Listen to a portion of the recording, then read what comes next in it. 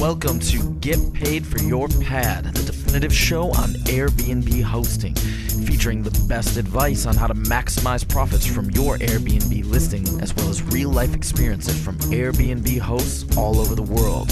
Welcome.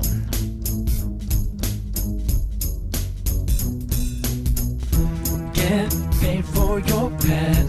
Get paid for your pad. Get paid for your pad. Get paid for your pad. Get paid for your pad. Get paid for your pad. Before learning about Aviva IQ, I used to spend so much time managing my guest communications manually. Now, with Aviva IQ's easy-to-use automated service, my workload has reduced by 80%. Did I mention it's free? Automate your Airbnb messages now at www.avivaiq.com.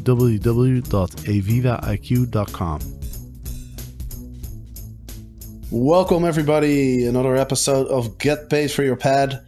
Today I'm here with Glenn Carter at Hostfully. Glenn, how's it going? It's going great, Jasper. I guess I should say happy Victory Day to you.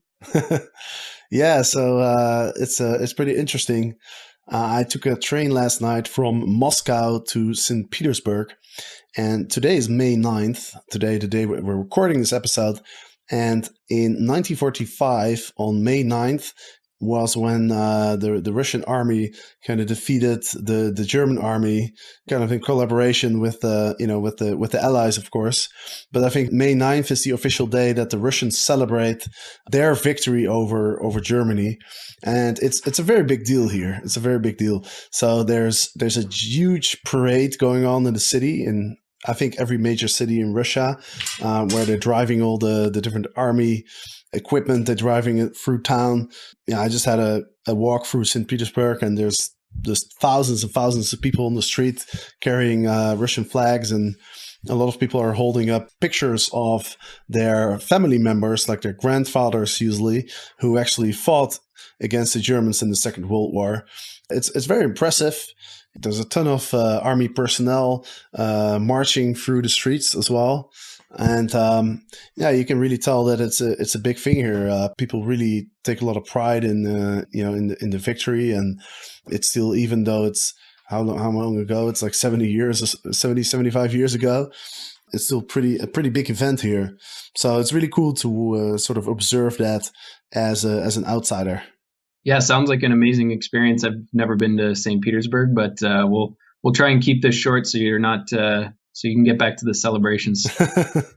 Yeah, it's quite interesting. I've always been interested in the Second World War, and I've never seen all this type of army equipment. Some of the stuff that I've seen, I have no idea what it is. They've also been flying around with helicopters and MiGs and all sorts of planes. So it's pretty cool. But what about you? How's life in Canada? It's good. It's I was mentioning before, we have a bit of flooding here in Canada. It's pretty bad for some areas, but between Ottawa and Montreal, there's a lot of people losing their homes, unfortunately. But they're saying there's people working 24/7 to try and stop the flooding from the river, and they're saying that today is going to be the highest point of the water. So at least there's a bit of reprieve for folks who've been suffering. Mm. Okay, well, I hope everybody will be okay in the end. There's an interesting article in Forbes, and I wasn't able to open this article. I don't know if it's blocked here in Russia or what the problem is, but so I haven't been able to read it. So I'll leave it up to you to let the listeners know what it's about. Yeah, sure, no problem. So this is a Forbes article by staff writer Brian Solomon, and he crafted an opinion piece about acknowledging the ongoing animosity between the home sharing and hotel industry, highlighted by recent news. We spoke about it last time about the hotel lobby's attempts to discredit home sharing, and it's interesting watching this whole thing happen. We've talked about it before. It hasn't got quite as bad as sort of the Uber and taxi battle, but it is heating up. But, in a refreshing take on the home sharing matter, Brian talks about where the hotel industry relies on consistency of service, rather than uniqueness of experience, which, is Airbnb's forte. And, that hotels need to take a page from Airbnb's playbook in this sense and attempt to diversify. And, similarly, he talks about how Airbnb needs to focus more on what he calls the professionalizing of guest experience, which the hotel industry is very good at. So, he reaches an interesting point that, both industries may need each other and that, a lot can be gained from a partnership of sorts. Yeah, I think that's true. I think that's definitely true. I think that, when I started Airbnb, I didn't realize that I was getting really into the hospitality business. And, if you think about people who manage hotels, they often have quite extensive education. I know there's hotel schools where, you can get degrees of like 3 or 4 years. And so there's a lot to learn about, how to do hospitality. And I think a lot of people might not realize that when, they start listing a place or a room on Airbnb, that there's actually a lot to learn. And, it takes a while to really understand, like, how do you provide an experience, the best experience for your guests. So I think that makes a lot of sense. And, the other way around for sure as well, right? I think that, the hotels can definitely learn a lot from Airbnb as well. So I think that makes sense. Yeah. And as an Airbnb host, it's very difficult there's a lot you can do before you host your first guest, but it's really, doing it and, getting your hands dirty and trial by fire, I guess, where you really learn your valuable lessons. I totally agree with that, Jasper. But on the hotel side, we're starting to see a lot of platforms come out that are sort of hybrid models between the hotel and home sharing, where, services will partner with hotels to offer hotel services to sort of like Airbnb type homes, where they'll send cleaners, they'll have concierge service, all that kind of stuff. So it's interesting that Solomon talks about this. And we're already starting to see some movement towards that with these sort of hybrid platforms that are trying to bridge these two industries. Another interesting article is about a person who put a treehouse on Airbnb. And I believe this is in Canada, right? Yeah, it was in Toronto. It's in Toronto. That's where you are, isn't it? No, it's about 6 hours away, but yeah. Well, in Canada, 6 hours that's pretty close, right? Yeah, exactly. But I think it's the interesting thing about this is that with all the regulations that have been popping up everywhere in the big cities, where you're not allowed to rent out your entire place, often for less than 30 days, you're allowed to rent out a room, but you're still allowed to rent out sort of a secluded unit as long as you live on the property and as long as it's less than 40% of the entire space. It differs a bit from city to city, but now that there are all these regulations, you can imagine that people are starting to get creative and starting to think outside of the box, and to find ways that people can take advantage of these home sharing platforms without breaching the rules. And putting a treehouse in your garden could be a way to do this. Yeah, I think it's a bit of a fun article, and just by way of background, that this couple put up their kids' treehouse that they converted to this little sort of very small studio apartment, and they put it up on Airbnb, and they've had 32 reviews of people using it, very positive reviews. Someone even proposed there when you read the reviews, and it's got its own outhouse. But the city caught on to it. It's no longer listed. The hosts are saying they're trying to work with city officials to make sure that it does meet municipal guidelines.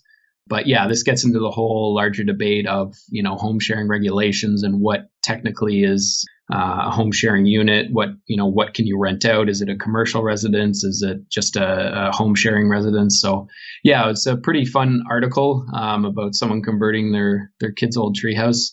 And the thing I like the most about it is that it doesn't try to hide the fact that it's a treehouse. It warns against large body types and being able to climb upstairs, and the hosts have fun with it, saying that it's located on the second floor of a tree. So I found it pretty funny.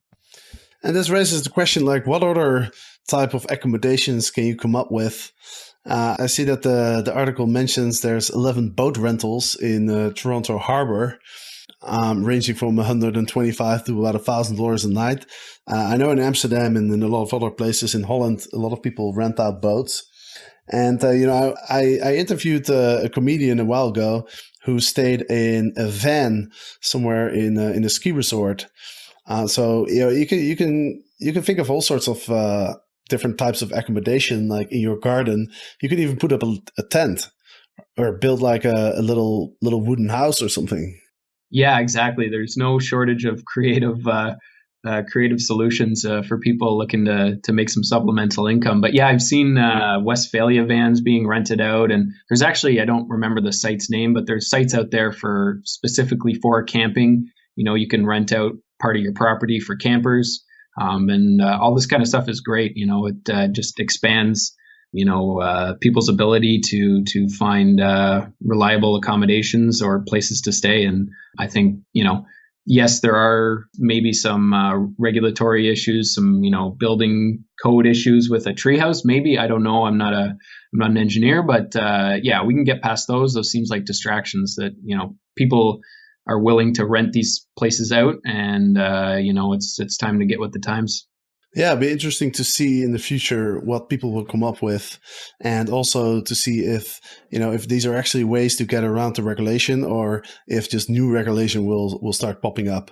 Yeah, well, I'm hoping for the latter, that regulatory decision makers start to get on board, and we're seeing that across North America and Europe, that municipalities are starting to partner with Airbnb to discuss the best way forward. And San Francisco, you spoke about it in your last podcast with David about the regulations there, and it's a positive move forward in your home city of Amsterdam as well. So I think that over the long term, it's going to be more of regulations getting on board with new forms of economic exchange.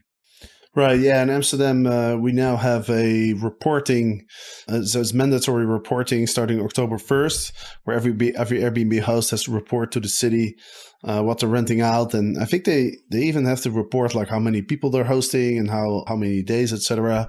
So it's definitely getting a lot stricter there. But there's, talking about regulations, there's also some positive news from New York City. There's an article originally in the Wall Street Journal about a new legislation that would actually boost the Airbnb rentals in New York potentially. Yeah, I saw this. I think was it the 30-day limit that they're talking about there? Yeah, so the bill could potentially create more Airbnb rentals because the bill seeks to legalize rentals under 30 days when the host is away. So now I think it's you're only allowed to do short term if you're hosted, right? If it's less than 40% of the unit, I believe. And if you have a house that's that doesn't have any shared spaces, if you just have a separate house, then it's a bit more flexible still. But now, this bill seeks to legalize rentals under 30 days when the host is away, as long as the host registers with the state and only rents one apartment at a time. And there's still a lot of people who are opposed to this, and they say that it threatens the future of affordable housing in the city. But that really doesn't make much sense to me because, who could be opposed to somebody renting out their house if they're on holiday for like a week or two? I mean, that's using space in a more efficient way, right? That's not really taking houses off the residential market, for example. I mean, I can understand that some people are saying, yeah, you don't want landlords to take apartments off the market to rent them, to rent them out on Airbnb full time. But somebody who's just away for a couple of weeks on holiday, it's kind of difficult to see how anybody would be against that. But then, or obviously, there's the anti-Airbnb group called Share Better. They're basically against anything that's Airbnb related. Yeah, well, it's obvious where their loyalties lie. But, Jasper, I couldn't agree more with the whole primary residence. And I think Airbnb sees this as well, that, these bills are sort of compromises. And, basically authorities in New York and Seattle and San Francisco are doing what they're trying to do everywhere. It's to draw this distinction between individual Airbnb hosts and commercial operators and landlords. And I think that's a perfectly fair distinction. And I think that's something that, the home sharing naysayers tend to forget. They lump everyone into the same category, and they forget that the vast majority of people on the Airbnb platform it's their primary residence, and they're doing it for some supplemental income. These aren't people who are making millions of dollars. These cities, and I agree with them, they don't want real estate investors choosing short-term over long-term renters, which in theory would exacerbate housing shortages. And I don't think anyone would disagree with that. So the balance with home sharing legislation everywhere is, between people's ability to earn supplemental income from an asset that they already own, people's safety, and then, housing shortage concerns. And I think that this bill in New York and elsewhere, I think it's trying to draw this line between those two ends of the debate. Hosts, if you're anything like me, you have multiple standard messages you send to every guest. I used to copy-paste those messages every time I had a new guest. But then I learned about Aviva IQ, and I'm an absolute fan. I copied my repeatable messages into Aviva IQ and told it when I want each message to be delivered. Now, all my guests get personalized check-in messages and personalized check-out messages at the exact time I want them to, automatically.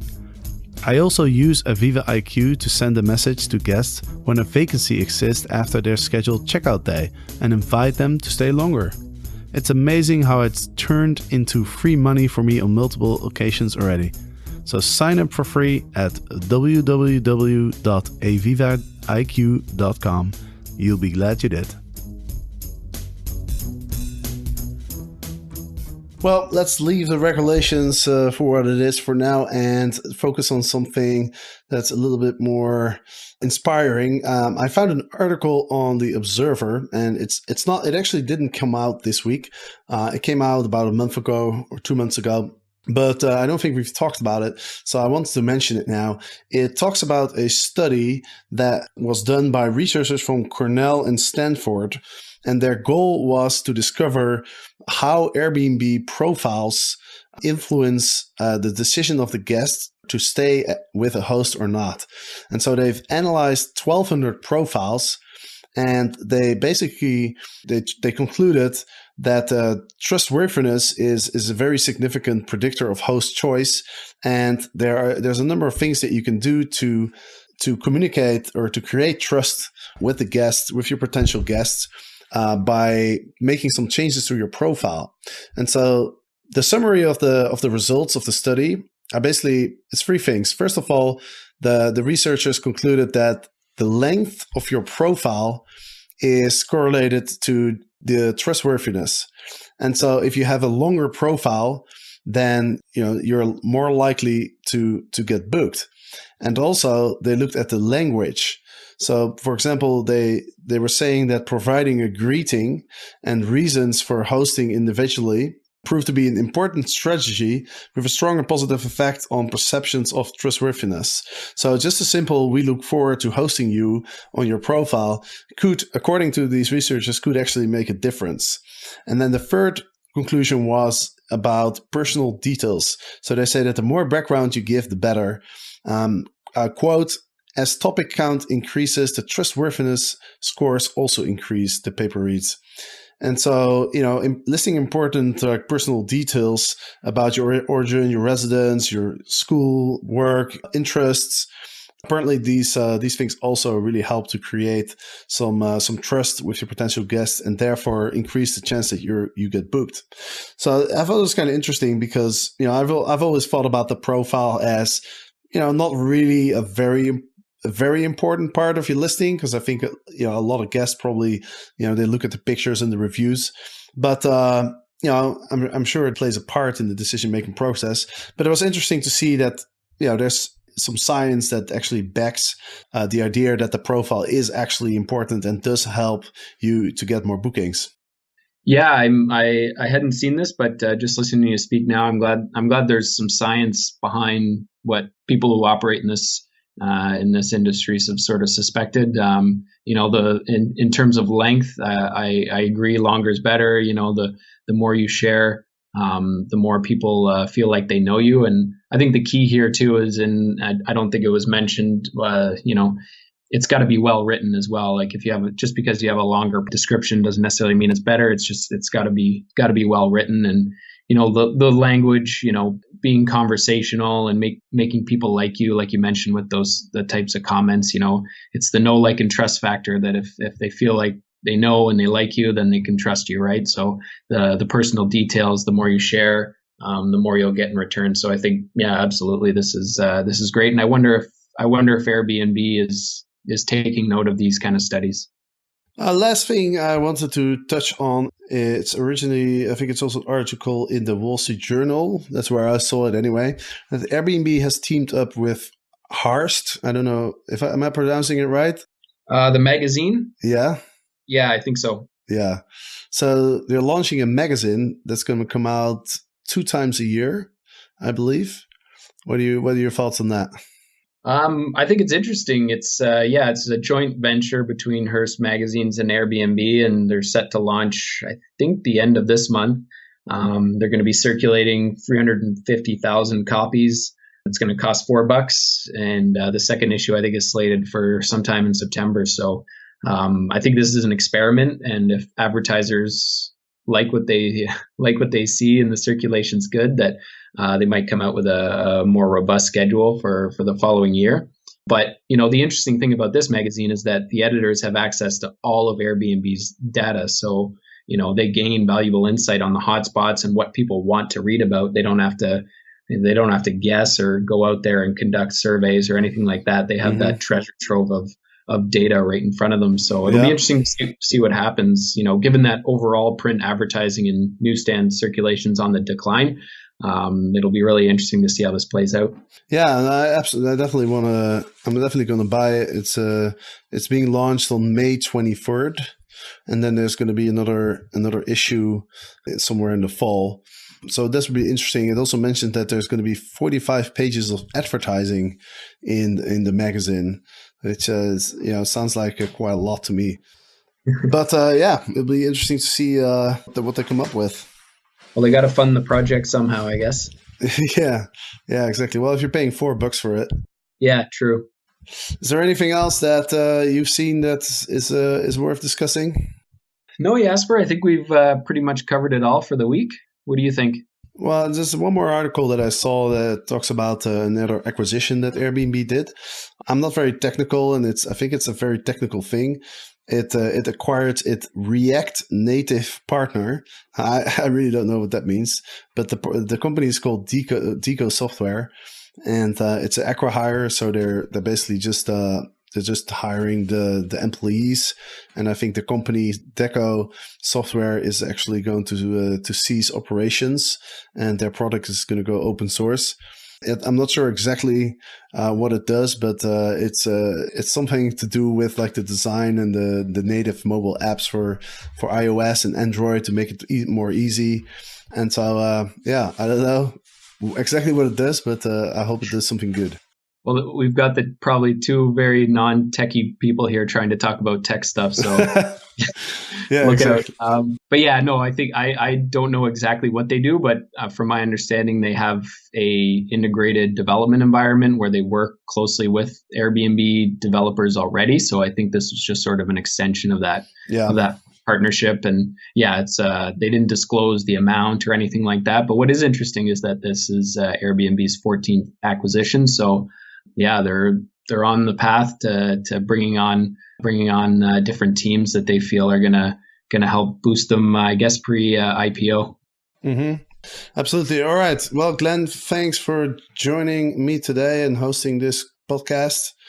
And look forward to speaking to you again in a few weeks. Yeah, sounds good, Jasper, and enjoy the victory celebrations. Yeah, I'm definitely going to go out and see if I can find some more T-34 tanks or something.